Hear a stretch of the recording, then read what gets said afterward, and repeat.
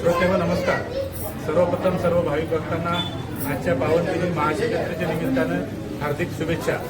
आज आपण आहोत माणूसपुरी येथील कंधार तालुक्यातील जागृत असलेले लालबाग शिवमंदिर या ठिकाणी आपण आलेलो आहोत. आज लेखणीच्या वादळशी बोलताना महाराजाकडून आपण जाणून घेऊयात या शिवमंदिराविषयी महती काय. महाराज नमस्कार. लेखणीचे वादळ न्यूज चॅनलमध्ये आपले हार्दिक स्वागत आहे. महाराज सर्वप्रथम आपलं नाव सांगा. शिवसांब मल्लिकार्जुन स्वामी. गाव कोणते आहे आपलं? महाराष्ट्र. बरं. आपल्या सोबत कोण आहेत महाराज? आपलं नाव सांगा. परशुराम गोगरे. बरं. आपलं गाव? मानसपुरी. बरं. तर महाराज आम्हाला या जागृत देवस्थानाविषयी जाणून घ्यायचं आहे की या शिवमंदिराचं नाव काय आहे? या शिवमंदिराचं नाव आहे लालबाग महादेव मंदिर. प्राचीन असे आहे, फार जुने. म्हणजे त्यावेळेस म्हणजे आमच्या अंदाजानुसार किंवा किल्ला ज्यावेळेस बांधकाम झालेलं आहे, किल्ल्याचं ज्या राजाने बांधकाम केलेलं आहे त्याच राजाने ह्या महादेवाची स्थापना केलेली असावी अशी आम्ही म्हणजे शक्यता वर्तवण्यात येते. कारण एवढा मोठा महादेव असं महाराष्ट्रामध्ये कुठंच बघण्यात नाही आतापर्यंत. एवढा असं जाजवले असं आपलं महादेवाचं मंदिर आहे. आमचं प्राचीन, फार जुने, म्हणजे फार जुने असं मंदिर आहे. या मंदिराविषयी अजून असं वैशिष्ट्य काय? जास्त आपल्याला माहिती नाही. आपल्या भागामध्ये काही ठिकाणी महादेवाचे मंदिर हे हेमाळपंथी आहे. हो. तर हेमाळपंथी मंदिरापैकी हे येतं का? हो, हेमाडपंथी मंदिर काही नाही, कारण बांधकाम नवीन झालेलं आहे. फक्त मूर्ती अगोदर झाडाखाली होती, वडाच्या मोठ्या झाडाखाली. 1993 मध्ये आम्ही या ठिकाणी आलो होतो, तर हा सभा मंडप या ठिकाणी नव्हता. कदाचित ती मूर्ती झाडाखाली झाड होतं वडाचं, आणि त्या वडाच्या झाडाखाली इथं काहीच नव्हतं, चिखल होता एकदम. चिखलामध्ये मंदिर म्हणजे देव आपल्या. तर या जागेत शिवजीच्या मंदिराविषयी भाविक भक्तांची काय भावना आहे, काय बोलतात? भाविक भक्त काय म्हणजे महादेव एकदम असा जाजवला असे आवक मध्ये आहे. या महादेवावर सर्व लोकांची अत्यंत म्हणजे भावना, अतिशय प्रेम आहे. आणि जे काही आपल्याला जे मनामध्ये आपण इच्छा बाळगतो ती इच्छा ह्या महादेवाची पूर्ण करतो महादेव. गोगरे महाराज, आपण आपला परिचय सांगा किंवा आपल्या वेश परिधानाविषयी थोडंसं आमच्या.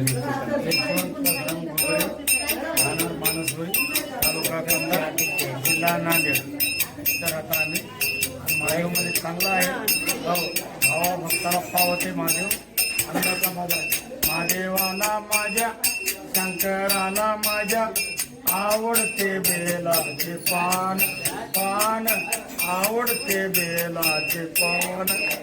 गळ्या ऋतुक्षाच्या मळ भस्मादेवी कंपाला, भस्मादेवी कंपाला. महादेवाला माझ्या, शंकराला माझ्या, आवडते बेलाचे पान पान, आवडते बेलाचे पान. धन्यवाद महाराज. मुलाखत घेत महाराज मला हे सांगा, हे खाजगी मंदिर आहे की या ठिकाणी ट्रस्ट आहे? ट्रस्टचे कोणी पदाधिकारी आहेत का? शंकर दादा चिवडे, किडे गुरुजी. सर, सर्वप्रथम आमचे मोठे बंधू किडे साहेब या ठिकाणी आहेत, आणि आत्ताच कळालं की ते चिवडे आणि आनंदराव किडे सर आहेत. त्याचबरोबर माझा छोटा भाऊ गणेश घोटाळे या ठिकाणी. त्यांना मी विनंती करतो की आपण कृपया बाजूला यावं, कारण आज योग असा आहे, पवित्र असा पावन दिन आहे. आणि महाशिवरात्रीच्या निमित्त या मंदिरचे ट्रस्टी अध्यक्ष चिवडे साहेब, शंकरराव चिवडे, या भागाचे सर्कल प्रमुख, ते आपल्याला या ठिकाणी या जागवेंद्र महाशिवरात्रीच्या निमित्त या शिवमंदिराची माहिती देतील. साहेब, असं हे मंदिर पहिलं हे काहीच नव्हतं. इथं खाली पिंड होती आणि एक वृक्ष होता मोठा, वडाचं झाड होतं, वृक्ष असं वड आहे असं. मग त्यावेळेस आमचे शिराडूंचे गुरु म्हणजे महाराज, हां, मग ते तिथून जात होते. आता ते केदारनाथ पिठावर आहेत. तरी ते महाराजांना सांगितले बाबा इथं पसारंगाची आहे आमचं इथं सगळं मोठं देवालय आहे आणि याच्यामुळं इथं कोणी बघत नाही का साहेब बघत आहे म्हणलं, पण इथं थोडं या जाग्याबद्दल तक्रार होती. या तक्रारीमुळे कोणी करू शकलं नाही. त्याच्यामुळे आम्ही आता उभा टाकून भावी आम्ही भक्तांना समजतं. हा तर मग हे आम्ही सगळं गाववाल्यांची मिटिंग घेतली. मिटिंग घेऊन पुन्हा मग हे मंदिर बांधायचं ठरवलं. मग सगळ्यांनी मिळून आमचे दुर्गा भट म्हणून होते, गुरुमास्तर होते, आमचे जयराम गोरे होते, असे काही वयवर्ध माणसं आमचे मोठे माणसं होते. त्यांना आम्हाला बोलून घेऊन पोरा सरांना सगळ्यांना बोलून घेऊन मिटिंग गावाल्याने घेतली. घेऊन मग हे मंदिर बांधायचं ठरलं. मग मंदिर बांधायचं ठरलं. इथं ते 25 ते 30 फूट हे भर भरून हे सारंग बाजूला ठेवून पूजा करून महाराजाच्या शिराडोंच्या.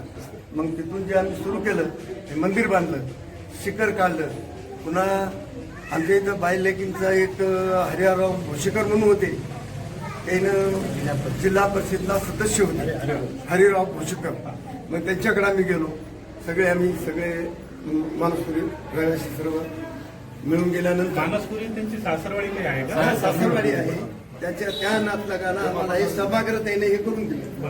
मग करून दिल्यानंतर आम्ही एक नोंदणी केली, त्या ट्रस्ट केलं धर्मदाय का.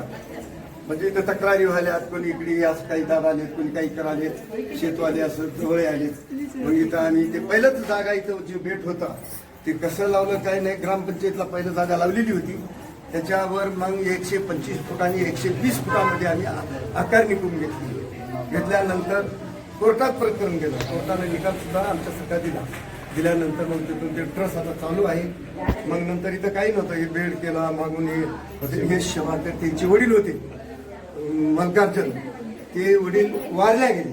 त्याच्यानंतर मग यायला घेतलं. हे ट्रस्ट मधले आमचे सदस्यच आहेत, आनंदराव किडे सर. हा ट्रस्ट मधलेच आहेत. मग त्याच्या सल्ल्यानं ते माहितीगार जरा सर्व माहिती भीती चांगली पद्धतीने देतात, म्हणून यांना सगळं आम्ही सगळे मिळून हे आतापर्यंत इथं साहेब आम्ही केलेलं आहे. आता आमची अशी इच्छा आहे की इथं आम्हाला जागा अपुरी पडावी आणि इथं पुढे हे करण्याकरता कोणी काही करू नये म्हणून. तर आता पुढे आम्ही तीर्थक्षेत्रामध्ये हे टाकावं असं इच्छा आहे.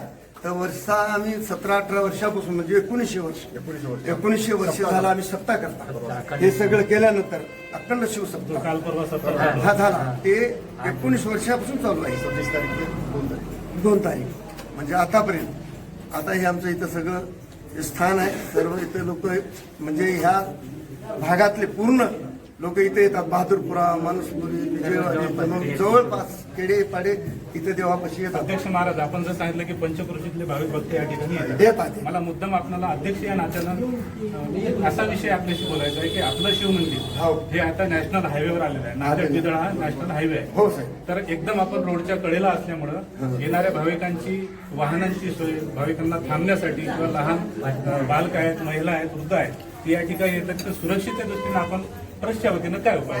हा तेच आता हे जे कंपाऊंड करून घ्यायचं आहे इथं म्हणजे वायर फिनिशिंग हे सगळं करून काही लोक तक्रारी करू आले ते आता थोडे थांबलेत. त्याच्यामुळे आणि बोलून घेऊन आमचे पुरुषोत्तम धोंडगे त्यांना बोललेत की काय आहे त्याचा हा हे करून मिटून हे सगळं इथं गाड्या सोडण्याकरता किंवा हे गार्डनिंग करता तुम्हाला जागा द्यायला पहिलं जेवढी आहे नमुना नंबर 8ला ते देऊ तर नाही. पुन्हा सुद्धा दुसरी जमिनीची आवश्यकता पडली जाग्याकरता तर आपण उपलब्ध करून देऊ. आपले खूप खूप धन्यवाद. आपण अतिशय मोलाची माहिती दिली. आपणास सुद्धा महाशिवरात्री हार्दिक शुभेच्छा देतो. मी कॅमेरामॅन दिपकोसोबत डॉक्टर राजपूत, लेखणीचे वादळ न्यूज चॅनल कंधार. धन्यवाद.